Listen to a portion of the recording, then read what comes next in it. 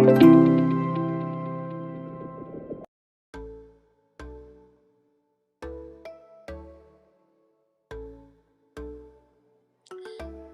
Friends.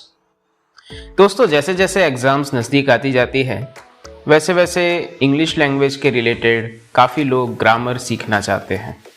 तो आज हम आपके सामने ऐसे सेक्शंस लाए हैं कि जिसके अंदर आप ग्रामर घर बैठे आसानी से सीख सकते हैं। दोस्तों, अगर आपने अब तक हमारे चैनल को सब्सक्राइब नहीं किया है तो ज़रूर सब्सक्राइब करिए, क्योंकि ऐसे वीडियोस अब हर मंडे आएंगे और आपको हर मंडे घर बैठे ही ग्रामर सीखने का मौका ज़रूर मिलेगा। सो दोस्तों, आइए शुरू करते हैं। आज का हमारा टॉपिक है एक्टिव और पैसिव वॉइस। अब एक्टिव और पैसिव वॉइस क्या होता है? दोस्तों, बहुत सालों पहले सलमान भाई ने हमें एक फिल्म के गाने के थ्रू समझाने की कोशिश की थी। जैसे गाना था, तेरे मस्त मस्त दो नैन मेरे दिल का ले गए चैन, और पैसिव वॉइस अगर उसका समझे तो, मेरे दिल का ले गए चैन तेरे मस्त मस्त दो नैन। तो अगर इस सेंटेंस के फॉर्मेशन में समझे, सो एक्टिव वॉइस के अंदर तेरे मस्त मस्त दो नैन मतलब सब्जेक्ट सबसे पहले आता है और लास्ट में होता है हमारा ऑब्जेक्ट, मतलब मेरे दिल का ले गए चैन। सो जैसे अगर आप यहाँ पर देख सकते हैं, सब्जेक्ट, उसके बाद वर्ब और उसके बाद ऑब्जेक्ट। जैसे एक एग्जाम्पल भी दिया है, आई लव चॉकलेट्स, मतलब मुझे चॉकलेट्स पसंद हैं। अब इसी सेंटेंस को हम पैसिव वॉइस में कन्वर्ट करने की कोशिश करते हैं। तो जब पैसिव वॉइस में कन्वर्ट करते हैं तो मेरे दिल का ले गए चैन पहले आता है, दैट मीन्स हमारा ऑब्जेक्ट पहले आता है, और तेरे मस्त मस्त दो नैन वो लास्ट में चला जाता है। सो आई लव चॉकलेट्स, मुझे चॉकलेट पसंद है, उसका होगा चॉकलेट्स मेरे द्वारा पसंद की जाती है। दैट मीन्स ऑब्जेक्ट पहले, सब्जेक्ट बाद में। सो चॉकलेट्स आर लव्ड बाय मी। सो याद रखिए, तेरे मस्त मस्त दो नैन मेरे दिल का ले गए चैन, that is your active voice. And passive voice is मेरे दिल का ले गए चैन तेरे मस्त मस्त दो नैन।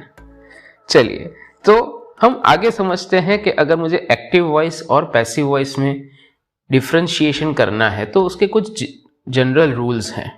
तो सबसे पहले, जब कभी भी हम बात करते हैं पैसिव वॉइस के सेंटेंसेस की, तो उसमें हमें समझना है कि हमारे वर्ब के अंदर जो एक्शन है, दैट मीन्स हमारा मेन फॉर्म ऑफ वर्ब है, वो हमेशा past participle, that means V3 के फॉर्मेट में रहेगा।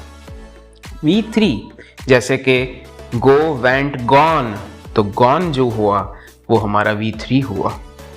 ईट, एट, ईटन, तो ईटन जो हुआ वो हमारा V3 हुआ।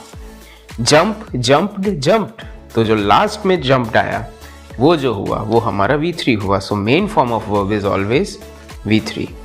साथ साथ में एज अ हेल्पिंग वर्ब हम यूज करते हैं टू बी का कोई भी एक रूप, टू बी का कोई भी एक फॉर्म।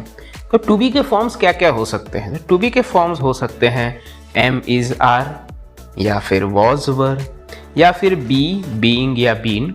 अब वो कहाँ पर क्या लगता है ये हम आने वाले पार्ट्स के अंदर देखते रहेंगे। So stay tuned and once again don't forget to subscribe this channel. So ये दो होते हैं सबसे इम्पॉर्टेंट रूल्स। इसके बाद हम ये समझें कि कोई भी पैसिव वॉइस जो होता है उसके अंदर जब सब्जेक्ट पीछे जाता है, बराबर, तो उसके आगे, उसके पहले हम लगाते हैं बाय या विथ। सो जैसे हमारा सेंटेंस था, चॉकलेट्स आर लव्ड बाय मी। सो मी जो है वो सब्जेक्ट का पार्ट है और उसके आगे क्या लगा? बाय लगा। साथ साथ में हम समझते हैं कि I am upset with you, मैं तुमसे नाराज हूं। सो से को बताने के लिए हम यूज करेंगे विथ, राइट। सो ये एक रूल भी ध्यान रखिएगा। नेक्स्ट दो रूल्स जो हैं वो हम समझेंगे कि कौन से पैसिव वॉइस नहीं होते हैं। तो फ्यूचर कंटिन्यूअस टेंस का पैसिव वॉइस नहीं होता है। सिमिलरली कोई भी परफेक्ट कंटिन्यूअस टेंस होता है उसका भी पैसिव वॉइस नहीं होता है। सो ये जनरल रूल्स ध्यान रखिए। अब सबसे पहला चेंज हम समझते हैं वो है पर्सनल प्रोनाउन के अंदर चेंज। पर्सनल प्रोनाउन के अंदर चेंज क्या होता है कि जब कभी भी हम एक्टिव से पैसिव में कन्वर्ट करते हैं तो हमारे पर्सनल प्रोनाउन के चेंजेस देखने को मिलते हैं। जैसे अगर आई हमारे सब्जेक्ट में है तो वो पैसिव वॉइस में जब पीछे जाता है तो आई का हो जाता है मी। सिमिलरली अगर एक्टिव वॉइस के अंदर ऑब्जेक्ट के पार्ट में मी है तो पैसिव वॉइस में आगे जाकर वो बन जाता है आई। वी अगर हमारे एक्टिव वॉइस के सब्जेक्ट के पार्ट में है तो वो पीछे जाकर बनता है अस। अस हमारा अगर एक्टिव वॉइस के पार्ट में है तो वो आगे जाकर बनेगा वी। उसी तरह यू का भी सेम रहता है।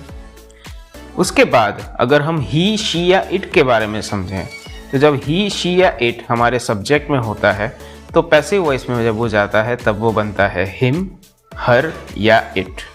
उसी तरह एक्टिव वॉइस के अंदर अगर हिम, हर या इट हमारे ऑब्जेक्ट में रहता है तो वो आगे जाता है और बनता है ही, शी या इट, राइट। दे और देम के अंदर भी सिमिलर टाइप ऑफ कन्वर्जन्स रहते हैं।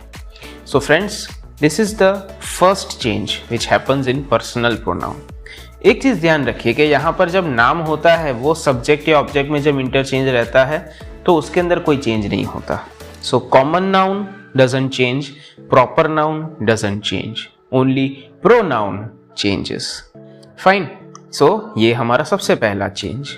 अब हम समझते हैं वर्ब के फॉर्म के अंदर चेंजेस।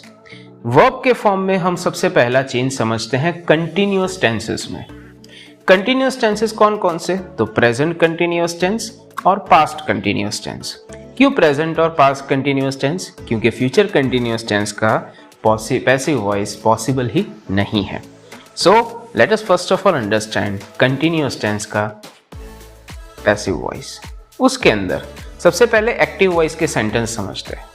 एक्टिव वॉइस के सेंटेंस फॉर्मेशन के हिसाब से सब्जेक्ट, वर्ब एंड ऑब्जेक्ट, तो यहाँ पर आपका वर्ब हो सकता है या तो am, is, are which is a present tense, या फिर वॉज या वर और फिर वर्ब का ING form.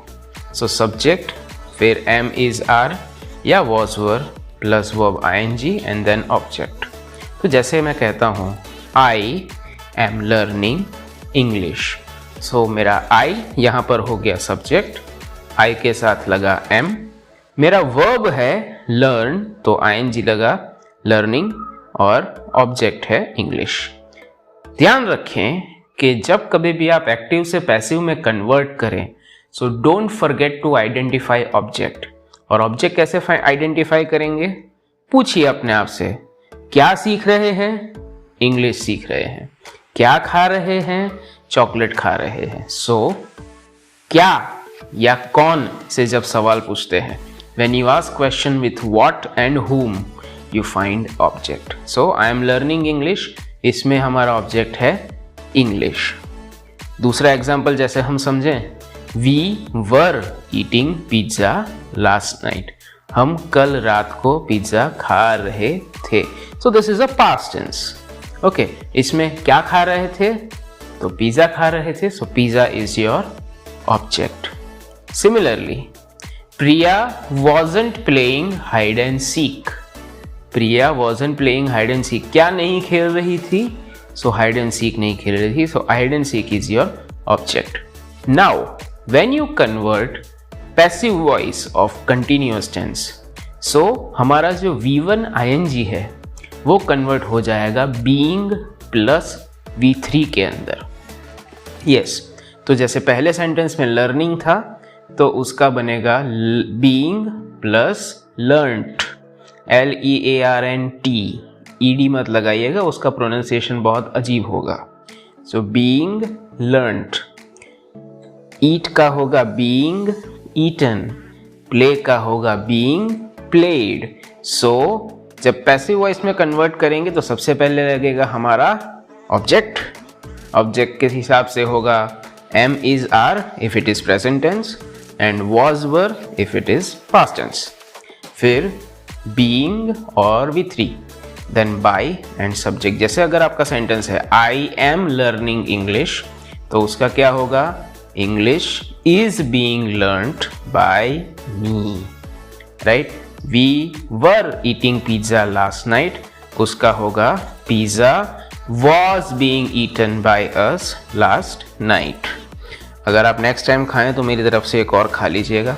And last sentence, Priya was not playing hide and seek. उसका बनेगा hide and seek was not being played by Priya.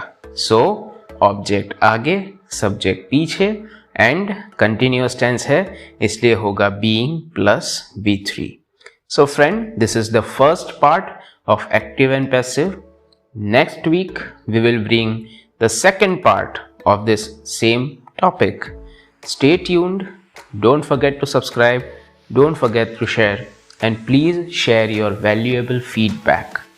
जब ये एक्टिव पैसिव ख़त्म होगा तब हम एक वर्कशीट भी आपके साथ शेयर करेंगे. Don't forget to answer those questions after we finish this entire topic. So stay tuned. Thank you very much. And until next time, keep rocking.